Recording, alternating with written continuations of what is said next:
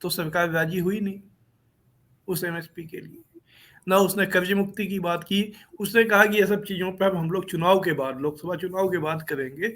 अभी हम आपके सामने एक प्रपोजल रख रहे हैं। प्रपोजल ये है कि हम 5 फसलों, जिसमें 3 दलहन है, अरहर, तुड़ और उड़द,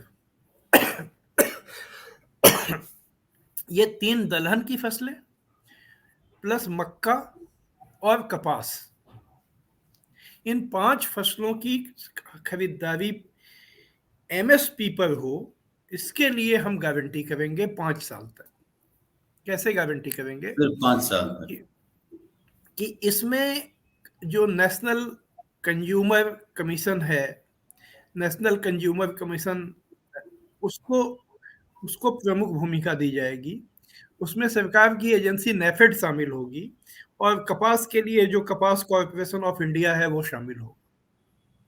ये जो कॉटन कॉर्पोरेशन ऑफ इंडिया जो है, जो जी। कपास है, कॉटन कॉर्पोरेशन ऑफ इंडिया उसमें शामिल होगा। और इसमें जो ये जो बॉडी है, ये कॉन्ट्रैक्ट फार्मिंग करेगी। जैसे आप किसान हैं तो आपसे हम, ये बॉडी फार्मिंग आप करेगी कि आप 5 साल तक इसमें दाल उगाएंगे। हम आपसे, सरकार ने जो घोषित किया है एमएसपी, जो अभी भी घोषित है, हम उस पर आपकी खरीदारी 5 साल तक होगी। लेकिन आप गौर कीजिए, जब 3 किसान कानूनों का मामला उठा था तो उसमें एक मुद्दा था कि उसके जब ये कॉन्ट्रैक्ट फार्मिंग को बढ़ावा दिया जाएगा, जी। और ये जो कॉन्ट्रैक्ट फार्मिंग होगी उसके तहत किसान बंध जाएगा कि आप वही फसल उगा सकते हैं। और उसी प्रस्ताव को यहाँ जो है सरकार ने इनके सामने रख दिया है। और तब केवल ये था कि उसमें सरकारी एजेंसियों की कोई भूमिका नहीं होगी, सीधे प्राइवेट जो कंपनियां हैं वो किसानों से कॉन्ट्रैक्ट फार्मिंग करेंगी। अभी ये है कि 5 साल तक सरकारी एजेंसियां होंगी जो ये सुनिश्चित कराएंगी। लेकिन आपने कॉन्ट्रैक्ट किया तो कॉन्ट्रैक्ट तो पूरा करना पड़ेगा ना आपको।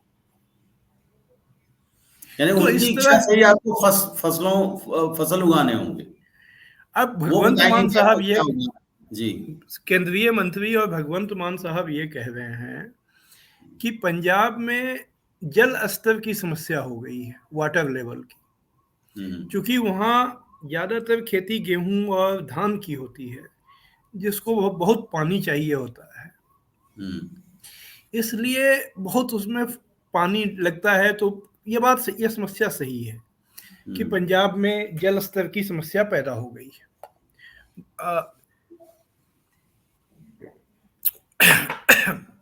माफ कीजिए, मेरा गला अभी थोड़ा सा वो है, इसलिए। कोई बात नहीं। तो उसमें समस्या वहां है, ये बात सही है, लेकिन इस समस्या का समाधान क्या ये है कि किसानों को कॉन्ट्रैक्ट फार्मिंग में ले जाया जाए?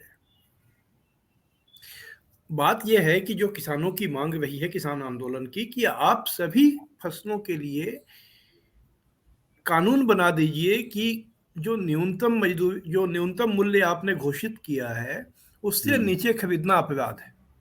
तो कोई भी अगर वो खरीदारी करेगा, चाहे वो सरकार तो खरीदे या प्राइवेट प्लेयर खरीदे या कॉर्पोरेट खरीदे या आम तौर पे जो एक आदमी है वो भी खरीदे, तो एमएसपी से नीचे ना खरीदे, तो एमएसपी से नीचे नहीं खरीदे।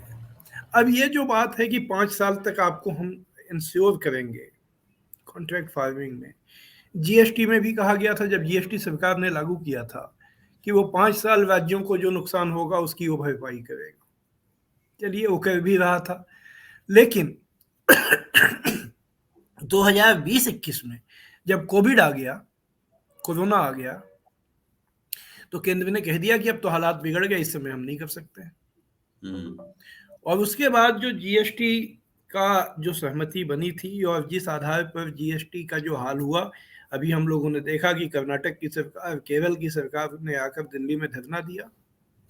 क्यों धरना दिया?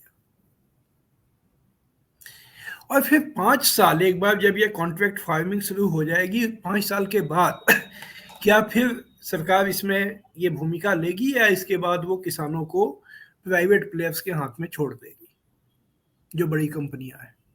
ये सारे बड़े गंभीर सवाल हैं। संदेह तो ऐसा ही है जो ये कदम उठाए गए। ये उन्होंने बैकडोर से जो कृषि कानून थे वो उसको यहाँ पर इंट्रोड्यूस करना है, उसको शुरू करना है।